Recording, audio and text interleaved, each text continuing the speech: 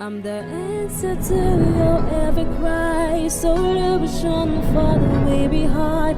I bring to you good news. Ngiyakubingelela nalamhla mlaleli egameni lenkosi yethu Jesu. Angikwemukeleke ehlelweni lwethu lokufunda incwadi yethu yemihla ngemihla lokuyi Rhapsody yamaqiniso lebhalwe nguye umfundisi Chris Oyakhilome DSC DD. Lamhla ke ngilwesine ti14 enyangeni yengci ku2025. Umfundisi uthi akuyi ngekuthi kuyakhonakala. Livesi lekuvula litholakala encwadini yemaHebheru sahluko selishumi livesi le25 lithi singakuyekeli kuhlangana ndzawonye njengoba labanye sebanemkhuba wokungahlangani kodwa asikhuthatane kakhulu njengoba nani niyabona ukuthi lilanga selisonzele. Mfundisi uthi iBhayibheli lisiyala ngalokucinile ukuthi siyende ibe mcoka kakhulu indzaba yokuya esondweni sibe khona etinkonzweni. Labo labangawuthobeli lo mlayeto benta siphosiso futhi akukameli sibalingise. Labanye sebetayele kakhulu ukuhlanganyela etinkonzweni tasemoyeni letisetinkhundleni tekuchumana sebaze balahlekelwe ngulesizatfu saletinkonzo. Akukameli tikuyekelise kuya enkonzweni ngetikhathi lokumele uye ngato. Tinkonzo letiba semoyeni etinkhundleni tekuchumana tatingakendelwa kuyekelisa bantfu kuya emasondweni kodvwa tendelwa naba lokhandza kutsi ngetizatfu letingetulu kwemandla abakhoni kuya enkonzweni. Atendelwanga nje labo labeva ungathi abakhanuki kuya enkonzweni kodvwa labo labangakhoni mbamba ngetizatfu letehlukene.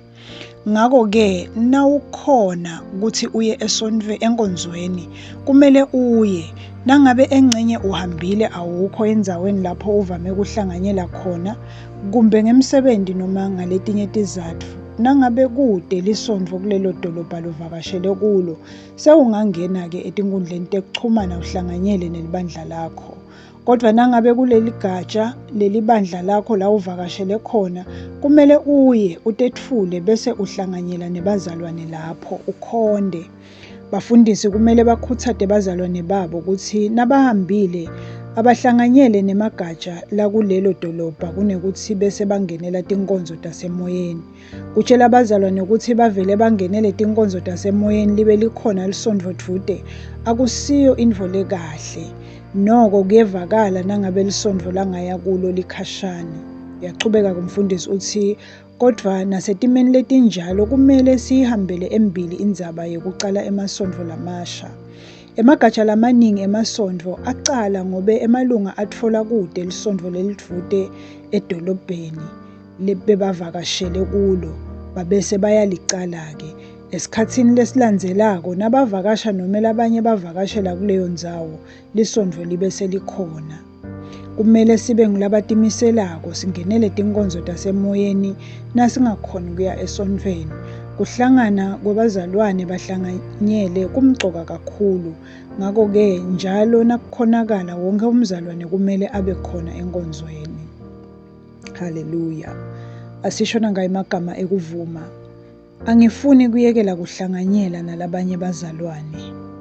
Ngikwati ukuthi ekuhlanganyeleni kwethu kunelugcobo lwemusa, emandla kanye nenhlakanipho. Ngihamba enhlakanipheni futhi ngasahlonipha timiso inkosi letimisile ebandleni layo.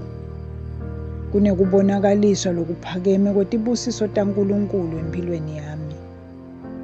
Egameni la Jesu. Amen.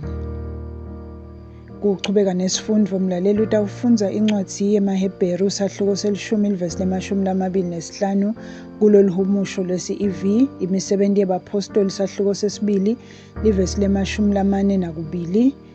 Tihlabelelo sahluko selikhulu ne22 livesi lekucala kanye nencwadzi yaMatewu sahluko selishumi livesi le20. Luhlelo lokufundza iBhayibheli ngeminyaka munye lamhla kufundwa incwadzi yabaseRoma sahluko selishumi livesi le14 kuya evesini le33 kanye nencwadzi yetihlabelelo sahluko se14 kuya esahlukweni selikhulu nakunye. Luhlelo lokufundza iBhayibheli ngeminyaka lemibili kufundwa incwadi yaLuka sahluko selishumi nesithupha livesi lekucala kuya evesini lelishumi nakubili kanye nencwadi yaRuthi sahluko sekucala kuye esahlukweni sesibili. Ngiyabonga mlaleli ukuthi uthole lithuba uhlale ulalele kusafundwa livi leNkosi. Ngiyakholwa ukuthi ubusisekile, iNkosi ichubeke ibe nawe.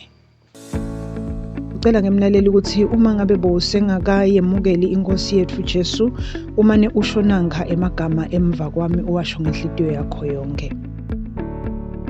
Haleluya. Thani oNkosi uNkulunkulu, ngiyakholelwa ngayo yonke inhliziyo yami eNkosini Jesu Kristu, indvodzana yaNkulunkulu lophilako. Ngiyakholwa wangifela nekuthi uNkulunkulu wamvusa kulabafile. Ngiyakholwa uyaphila lamuhla.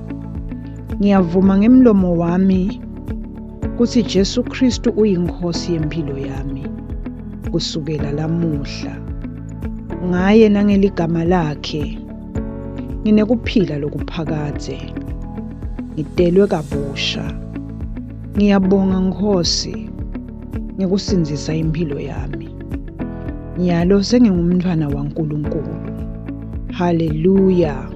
Siyakubongela ke mlaleli, nyalo sewungumntwana waNkulunkulu. Haleluya. iNkosi ikubusise.